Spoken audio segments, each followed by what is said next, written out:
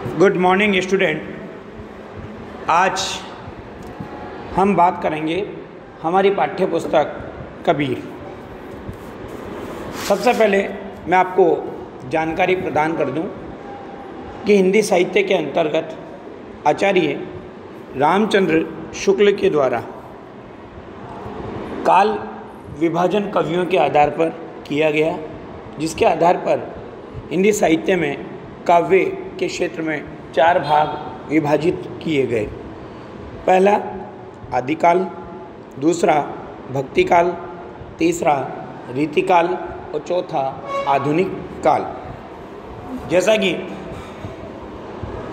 4 कालों में विभाजन किया गया, उसके आधार पर कबीर भक्ति काल के कवि माने जाते हैं, क्योंकि आदिकालीन साहित्य की समय सीमा 1050 से 1375 की निर्धारित की गई। 1375 से 1700 तक का समय हमारे यहाँ भक्ति काल के अंतर्गत माना गया। 1700 से लेकर 1900 तक का समय हमारे यहाँ रीतिकाल के अंतर्गत माना गया। तत्पश्चात 1900 से लेकर आज तक के समय को हम आधुनिक काल के रूप में जानते हैं। आदिकाल में 5 प्रकार का साहित्य लिखा गया: सिद्ध साहित्य, नाथ साहित्य, रासो साहित्य, लौकिक साहित्य और जैन साहित्य। भक्तिकाल में भी 2 प्रकार की विचारधाराएं प्रमुख रूप से प्रचलित हुई: सगुण मार्गी और निर्गुण मार्गी। सगुण मार्गी से अभिप्राय है भगवान के आकार, रूप, रंग, वेश, वर्ण, गुण सबके बारे में जानकारी होना और उसकी गुणों के आधार पर उपासना करना।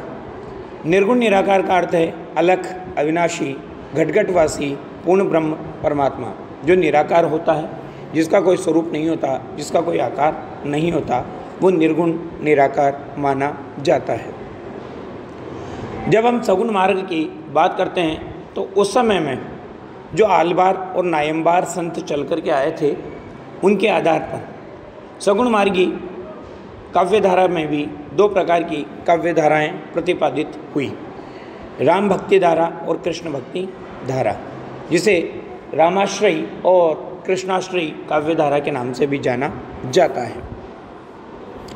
राम भक्ति धारा के अंतर्गत राम के मर्यादा पुरुषोत्तम स्वरूप का, शील, शक्ति और सौंदर्य के अवतारी स्वरूप का, लोक रक्षक स्वरूप का चित्रण किया गया तथा उसी राम की उपासना की गई। कृष्ण भक्तिधारा के अंतर्गत श्री कृष्ण के लोक रंजक रूप का प्रस्तुतिकरण किया गया, जिसमें श्री कृष्ण की बाल लीलाएँ, रास लीलाएँ, राज कार्य आदि का चित्रण विशदता से किया गया। जबकि निर्गुण मार्ग के अंतर्गत जब हम बात करते हैं तो यहाँ पर भी 2 प्रकार की काव्यधाराएं प्रतिपादित हुई: ज्ञानाश्रयी और प्रेमाश्रयी। ज्ञानाश्रयी अर्थात ज्ञान मार्गी काव्यधारा, प्रेमाश्रयी अर्थात प्रेम मार्गी काव्यधारा। ज्ञानाश्रयी काव्यधारा के कवियों ने परमात्मा की प्राप्ति ज्ञान के माध्यम से संभव मानी, जबकि प्रेमाश्रयी काव्यधारा के कवियों ने प्रेम के माध्यम से परमात्मा की प्राप्ति को संभव माना। हम राम भक्ति धारा की बात करते हैं तो उसके प्रमुख कवि के रूप में तुलसीदास को जाना जाता है, जबकि कृष्ण भक्ति धारा के कवियों की जब हम बात करते हैं तो उसके प्रमुख कवि के रूप में सूरदास को जाना जाता है। इसी प्रकार से ज्ञान मार्गी कवियों के अंतर्गत प्रमुख कवि के रूप में कबीर को माना जाता है। इस ज्ञान मार्गी काव्यधारा को संत काव्यधारा भी कहा जाता है, जबकि प्रेम मार्गी काव्यधारा का प्रमुख कवि है मलिक मोहम्मद जायसी, जिन्होंने परमात्मा की प्राप्ति के लिए प्रेम को आवश्यक माना। इसे सूफी प्रेमाख्यान काव्य, सूफी काव्यधारा भी कहा जाता है। इन कवियों के द्वारा हिंदू परिवारों की प्रेम कथाओं को उठाकर आधार बनाया गया। नायिका को परमात्मा माना गया तथा नायक रूपी जीवात्मा उस नायिका रूपी परमात्मा की प्राप्ति के लिए कितने प्रयास करते हैं, उसके मार्ग में कितने कष्ट आते हैं, वो उन कष्टों का किस तरह से सामना करता है, उन सब का चित्रण सूफी काव्यधारा के अंतर्गत किया गया। तो हमारा प्रथम अध्याय है कबीर। कबीर हमारे यहाँ अभी हमने बात की कि ज्ञान मार्गी काव्यधारा के प्रमुख कवि हैं। हम बात कर रहे थे कबीर के बारे में, जो भक्तिकाल की ज्ञान मार्गी शाखा के प्रमुख कवि के रूप में जाने जाते हैं। आपके प्रश्न पत्र के अंतर्गत काल का, किसी भी कवि के काल का जब वर्णन पूछा जाता है या विषय में पूछा जाता है तो वो 1 नंबर का प्रश्न बनता है। अतः आपको ध्यान रखना है कि कबीर ज्ञान मार्गी काव्यधारा के प्रमुख कवि हैं, जो भक्तिकाल की निर्गुण मार्गी शाखा की एक प्रमुख शाखा रही। कबीर के जन्म और मृत्यु के बारे में अनेक किंवदंतियाँ प्रचलित हैं। कहा जाता है कि कबीर का जन्म 1398 में काशी में हुआ और इनकी मृत्यु 1518 के आसपास मगहर में हुई। कबीर ने विधिवत रूप से शिक्षा को प्राप्त नहीं किया, परंतु संत समागम हरि भजन तुलसी सो सुख होए, तुलसी ने जिस प्रकार से ये बात कही उसी प्रकार से इन्होंने भी संतों के साथ रहने को, घूमने को तथा अनुभव को महत्वपूर्ण मानते हुए उसी के माध्यम से ज्ञान प्राप्त किया। भक्तिकालीन निर्गुण संत परंपरा के प्रमुख कवि कबीर की जो रचनाएं हैं मुख्यतः कबीर ग्रंथावली में संग्रहित हैं, किंतु कबीर पंथ के अंतर्गत उनकी रचनाओं का संग्रह बीजक माना जाता है और उसे ही वो प्रामाणिक मानते हैं। कुछ रचनाएं इनकी सिखों के धर्म ग्रंथ गुरु ग्रंथ साहिब में भी संकलित है। कबीर आदत से अक्खड़, स्वभाव से फक्कड़, अलमस किस्म के इंसान थे। आचार्य हजारी प्रसाद जी द्विवेदी ने इनको वाणी का डिक्टेटर कहा है, अर्थात आ गए तो सीधे सीधे, नहीं तो शब्दों को ये थप्पड़ मार करके भी अपने काव्य में स्थापित कर देते हैं। कबीर नीरू और नीमा, याद रखना आप, एक जुल्हा दंपति की संतान माना जाता है, जबकि कहा जाता है कि कबीर एक विधवा ब्राह्मणी की कोख से जन्म लेने वाले थे और उस विधवा ब्राह्मणी ने लोक लाज के भय से कबीर को एक तालाब में कमल के पत्ते पर छोड़ दिया। उस तालाब का नाम था लहर तारा तालाब। वहाँ से नीरू और नीमा नाम का जुल्हा दंपत्ति था, पति पत्नी का जोड़ा। वो किसी मेले में से लौट रहे थे, उनके कोई संतान नहीं थी। उनको प्यास लगती है तो वो पानी पीने के लिए उस तालाब पर रुकते हैं, तभी उन्हें बच्चे के रोने की आवाज़ सुनाई देती है और वो उस बच्चे को उठा लेते हैं तथा उसका नामकरण करते हैं कबीर। कबीर अत्यंत उदार, निर्भय तथा सद्ग्रस्त संत थे।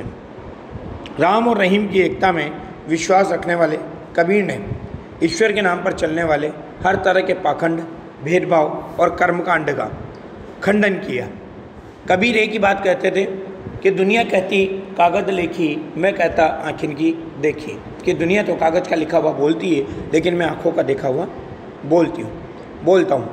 कबीर एक बात और कहते थे कि मसी कागज़ छुयो नहीं, कलम गयो नहीं हाथ, कि मैंने कभी शाही को और कागज़ को नहीं छुआ और कलम को हाथ में नहीं लिया, मैंने तो जो देखा मैंने उसी को अपने काव्य में वर्णित किया। इस प्रकार से कबीर ने जो साफ देखा उसी का अन्याय का विरोध किया। उन्होंने अपने काव्य में धार्मिक और सामाजिक भेदभाव से मुक्त मनुष्य की कल्पना की। ईश्वर प्रेम, ज्ञान तथा वैराग्य, गुरु भक्ति, सत्संग और साधु महिमा के साथ आत्मबोध और जगत बोध की अभिव्यक्ति उनके काव्य में हुई है। कबीर की भाषा की सहजता ही उनकी काव्यात्मकता की शक्ति है। जन भाषा के निकट होने के कारण उनकी काव्यधारा में दार्शनिक चिंतन को सरल ढंग से व्यक्त करने की ताकत है।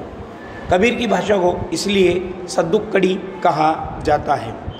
यहाँ जो संकलित साखियाँ हैं उन साखियों में प्रेम का महत्व, संत के लक्षण, ज्ञान की महिमा, बाहरी आडंबरों का विरोध आदि का उल्लेख किया गया है। पहले शब्द में बाहरी आडंबरों का विरोध एवं अपने भीतर ही ईश्वर की व्याप्ति का संकेत यहाँ पर दिखाई देता है। जबकि जो दूसरा शब्द प्रस्तुत किया गया है उस दूसरे शब्द में ज्ञान की आंधी के रूपक के सहारे ज्ञान के महत्व का वर्णन किया गया है। कबीर कहते हैं कि ज्ञान की सहायता से मनुष्य अपनी दुर्बलताओं से मुक्त हो जाता है और उसके लिए परमात्मा की प्राप्ति संभव हो जाती है। कबीर की ये जो साखियाँ दी गई है, साखी का मतलब आप समझते हैं, साखी अर्थात साक्षी, साक्षी यानी गवाह, जिसको कबीर ने अपनी आंखों से देखा, जो इसके सामने घटित हुआ, जो इसके अनुभव में आया, उसने उन्हीं का यहाँ पर वर्णन किया। उन्हीं अन्यायों का, अत्याचारों का, बाहरी आडंबरों का, जातिगत भेदभाव का, राग देश का, संसार का आदि का विरोध इन्होंने अपने काव्य में प्रकट किया। अतः कबीर जन जन के मानस के सरल और सहज कवि माने जाते हैं, जिनकी साखियाँ और शब्द आज हर व्यक्ति को मुँह जवानी याद है। हर व्यक्ति कोई भी कार्यक्रम होता है इसकी साखियों को पढ़ता है और अपने प्रवचन का, भाषण का प्रारंभ करता है। कबीर दिखने में साधारण थे, परंतु इन्होंने स्वयं के संतान तक का विरोध किया। कबीर विचारा क्या करे, कबीर विरोध करते हुए कहते हैं कि कबीर विचारा क्या करे, उपजा पुत्र कमाल, हरि को सुमिरन छोड़ के घर ले आया माल। कि इनका पुत्र सांसारिक सुखों की तरफ अग्रसर हो रहा था, तो उसका भी विरोध इन्होंने किया। ईश्वर की प्राप्ति के लिए इन्होंने जोर जोर से चिल्लाने का भी विरोध किया, इन्होंने बाल कटाने का भी विरोध किया, इन्होंने जातिगत भेदभाव का भी विरोध किया।